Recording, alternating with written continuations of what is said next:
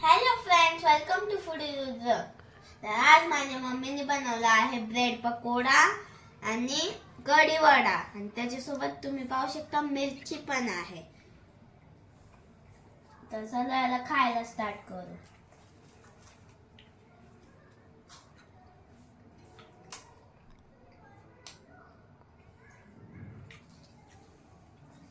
कढी वडाला कढी सोबत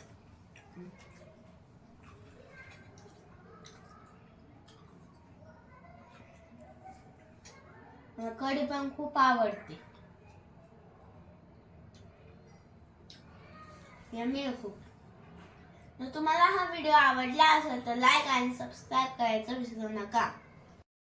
आता मी सगळं फिनिश करतो. तो भेटूया आता नेक्स्ट व्हिडिओ मध्ये. तोपर्यंत बाय.